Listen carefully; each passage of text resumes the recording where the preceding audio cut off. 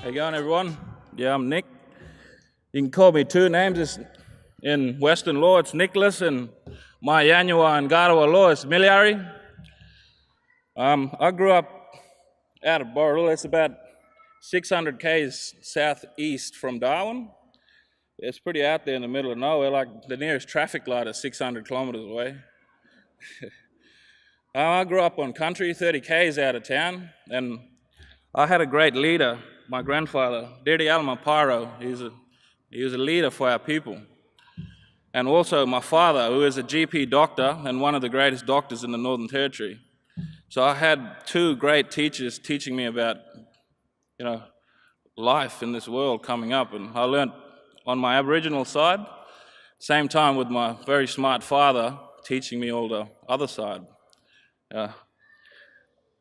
I'm very proud to be both Aboriginal and Irish. I understand both sides, and my grandparents come from England. They're Irish, and they came here about 50-something years ago. My father was born in England, but yeah, the Irish struggle too with lots of stuff like we do.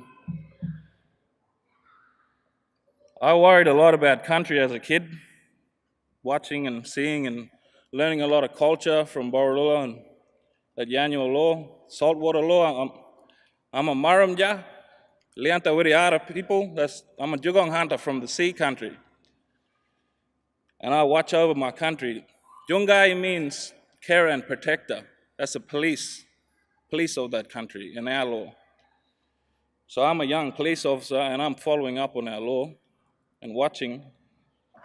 When I was a kid, say about 8 years old, 10 years old, I used to hear my grandparents out on remote Vandalin Island talking about all this change happening. They've seen it. They've seen it very well. They spent their whole lives out in this country, isolated from everything. Here in the city, you can get very distracted with temptations all over the place. Out there, we live off the land, we watch the country, we've had calendars that we've hunt off. We're very precise. But in the last 15 years, we can't go off these calendars anymore. And hunters like me, that's followed up on old people that's now passed on and talking about all these damages that's happening to country. And I went to high school in Darwin. I come down here first at Monterey College in Hamilton. I lasted about a year skateboarding, broke my leg and got real homesick. Went back home. But yeah, it's good to get an idea of the education down here and bring it back home to Borroloola. And yeah, it's one of the main things is building this bridge from, the mob that came here 200 and so years ago and us that have been here for thousands of years. We're that generation here now, all together, the first ones to attempt this, and we can't be separated. This thing is really important, what we're doing.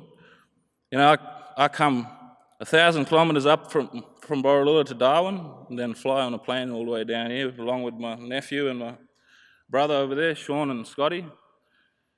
We travel that far because we've grown up seeing and hearing stories from the old people that's recognized climate change and all this stuff happening. And now we're here. We've seen it for ourselves. After high school, I went into the Sea Ranger unit in Borroloola. I started when I was 17 years old. I was caring for country ever since I was 7 years old. I came back to do good in Borroloola through the Ranger unit, and I noticed that there's a lot of corruption. If my town was without corruption, I could have had solar energy in my community 7 years ago. But these people that run my town, they don't want young fellas like me, educated from the community, coming back into community and trying to do good, trying to look after our people. They've been, just pushing us down for a long time. And as fellas like me, we're the first ones to try and break this ice and get through and look after our people.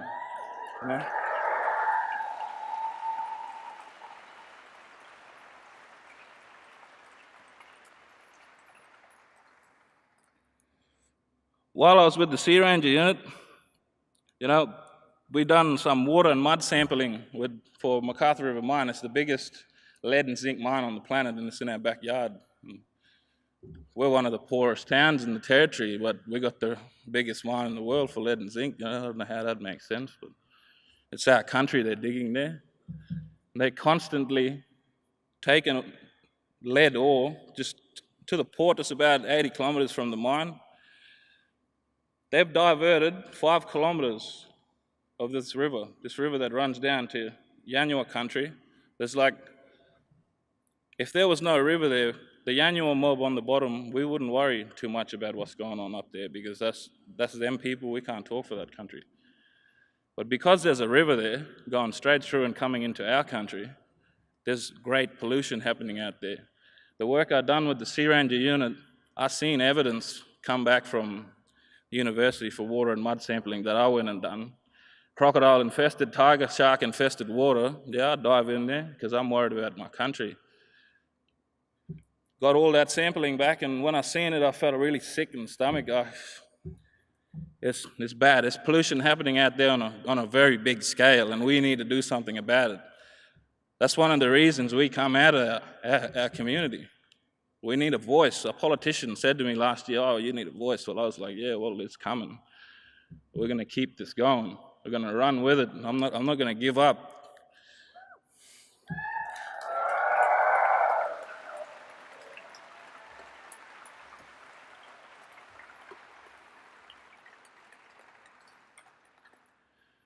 A way forward for all of us, I reckon the fastest way, revolution straight up.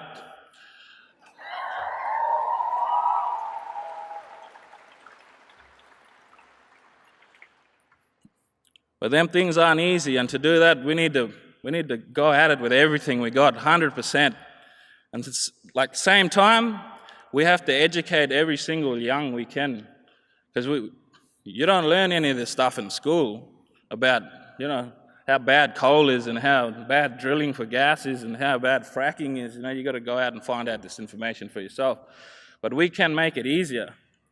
We can bring all this information into every school, and we educate every single one of them so they can feel how we feel right here now. That's something very important, the young. The mob in front of us, we can't worry too much because, time is against us. We've got 10 years. I'd just like to say I'm proud to come here and speak for my people in Yanyuwa country and for all the old people that were concerned about country, and I bring all their stories out. Like we've been noticing climate change stuff like the die-off of mangroves on a massive scale. There's crabs that I seen when I was young, like little marching crabs. You used to see thousands of them marching along the beaches. You don't see that anymore. There's heaps of stuff like little crustaceans living in the mangroves that they're just not there leaving tracks anymore. Like things are changing really fast, and how I was saying before, in the city, you just can get a bit distracted. But we're noticing it out there live, and it's real. Climate change is real. I wouldn't be here speaking if it wasn't. Salt flats are going, the water's coming up and taking the salt. Heaps of stuff. But I'm glad to be a part of SEED. SEED came and found me last year. Well, found us, me, Scotty, and the Borroloola crew. At that point, I was fighting a lot of stuff myself. Before I went and joined a drilling company called Armour Energy because I was really worried about what they were doing in my country, or in our country. You don't learn anything about that. The only way you go in there and you find out for yourself. So I'd done that. Sly bloke in a way, but I was worried about my country.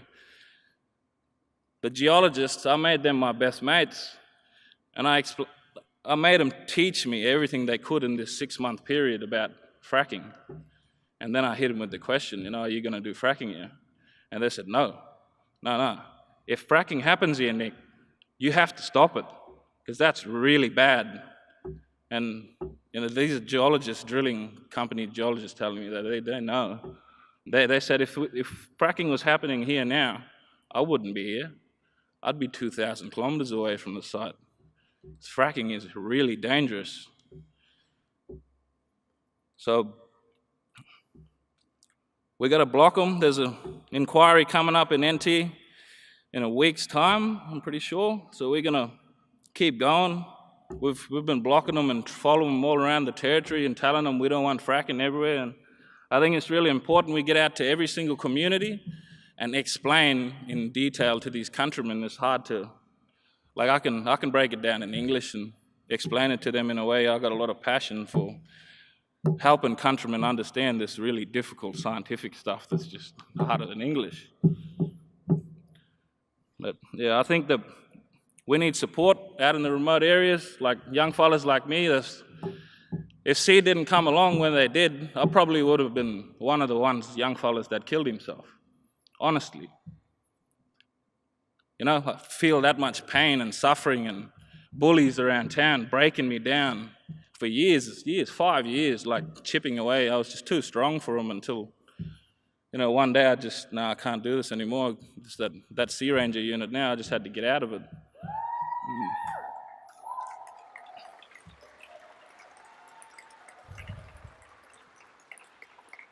SEED come along and I met these Indigenous girls. It just rattled me. I was waiting to meet them my whole life.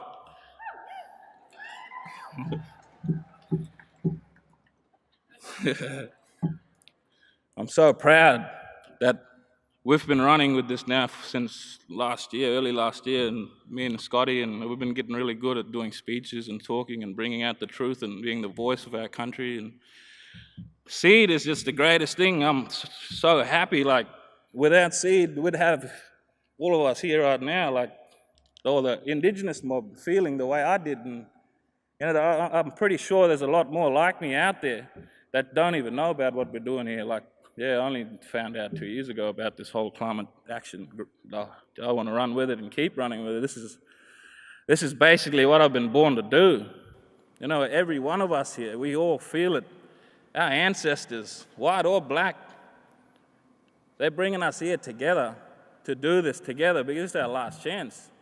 We got to stand strong. We got to tell these politicians what we want, and we have to do this properly.